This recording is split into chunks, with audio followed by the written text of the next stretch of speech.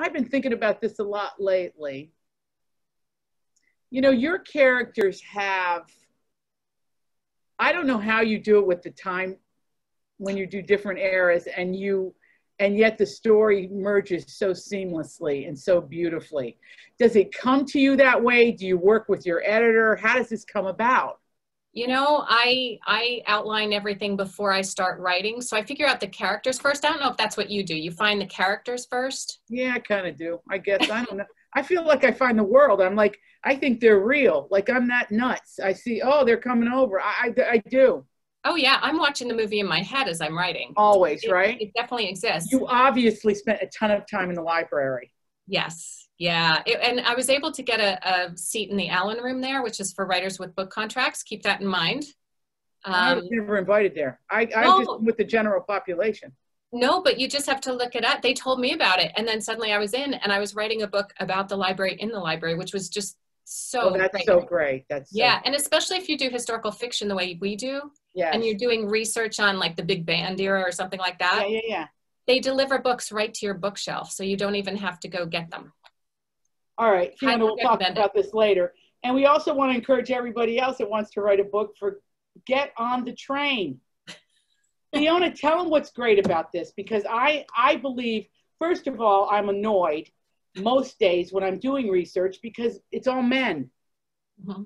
You have to dig with a shovel to find women. Now, and I mean that when, like, I got to be in my bonnet about Orson Welles recently, and I've read everything.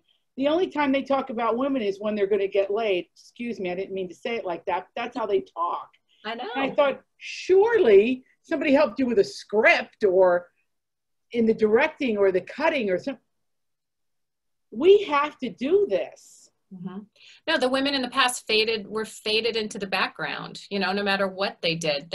And so that's why we invented the screenplay.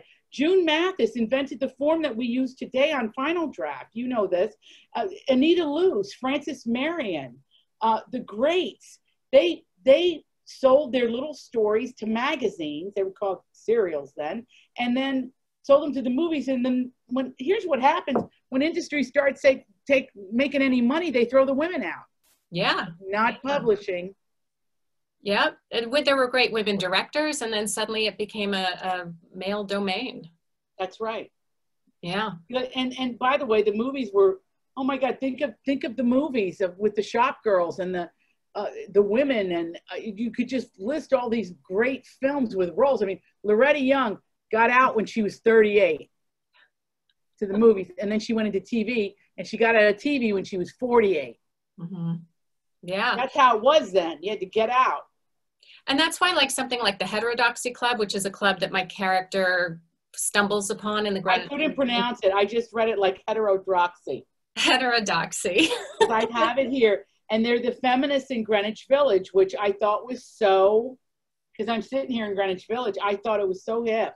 Of the 1910s. And they were talking about birth control and women's rights and the right to vote, and even free love, which is something I think of as 1960s, you know, or 70s. But no, they were hashing it out in the 1910s. And so it's fun to bring them to life because it really existed. It was an incredible women's group where women could debate the issues of the time.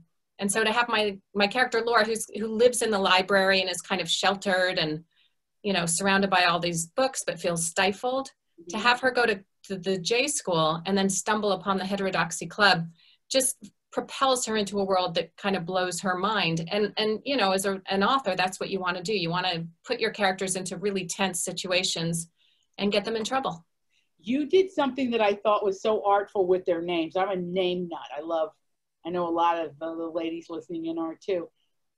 You made, to me, the older character, Sadie is an older name and Laura is a younger name, and you flipped them. Why did you do that? I like the idea that both characters, I love that you caught that.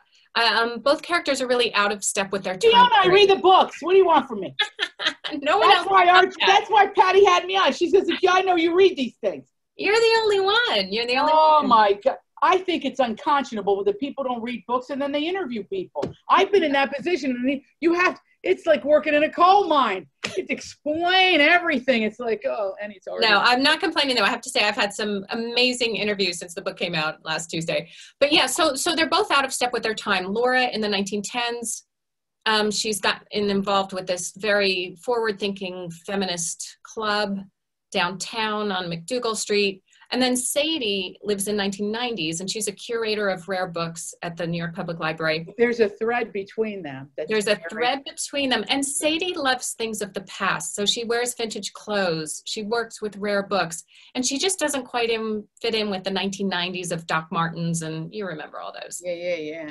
Yeah, and so that's what I like, that they're both just not quite right. If they were switched, they were born in the wrong. Yeah. Yep. And I loved that. But that's one of the delicious ways you paint your scenes, because it gets you thinking. Yeah. It's a lot of fun to have them try to find their voice, because they don't have them in either time period. Even in the 1990s, when you think women would feel more empowered, Sadie does not. Tell us what it's like. I love that Patty was saying pivoting, because people are feeling kind of hopeless right now. Mm-hmm. Which is why I found you're such a comfort read. I read it at the beginning of the pandemic, and I was like, so great. Well, I read it maybe even before that, but for this, of course, I went back in. But I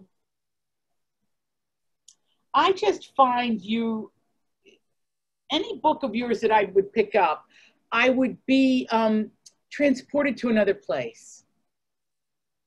You care very much about details, and you also care about different time periods, what happened during them. And I'm about to wind into something here, because everything connects. I love it. So I'm having Kurt Anderson on. Is he coming up your way, Patty? He wrote a book called Evil Geniuses. Okay. Mm-hmm. Now you might suppose, oh, I'm not going to read that because of whatever, but he said something about halfway through it at the beginning that plays into your book. He said when he was a boy, I don't know how old Kurt is. He might be in his 60s or 70s. I don't know. But he wrote Spy Magazine, and he's a journalist, but he also writes novels. But he said when he was a kid, like he remembered the 1950s. It was like the 1950s, and people dressed a certain way and played kinds of music and ate certain foods. Then when the 60s came, it changed. He said, then when the 70s came, it changed again, and the 80s. Mm-hmm. He said, but since the 90s, nothing's really changed between 97 and 2020. Mm-hmm. And I went, well, that's a bold statement. But then I started to think about it. And I went, it's true. The fashions really haven't changed. And he said, that's our surrender to having the same freaking salaries we had 30 years ago. Ooh. Okay? Now I'm telling you this because this is going to put us out of business in historical fiction. It's been flotsam drifting. Have you noticed this? That's interesting. I'm trying to think about music or literature. Fashion. Well, the music doesn't. Think about the music. Really? Yeah. Yeah, you compare the 90s to the 20s or the 70s to the 20s.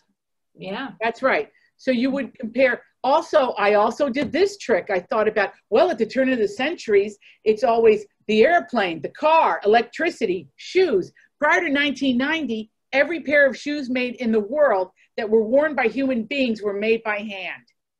Wow. They found glue in the Congo, the rubber tree plant, and they could start to make factory-made shoes. Now, my grandfather was a shoemaker, and that's how I know that. So what is our legacy at the beginning of this century? The phone? I wonder if it's not the internet has made all the information available to everyone, so there's no longer gradations of I'm going to say that to Kurt Anderson, or I'll credit you.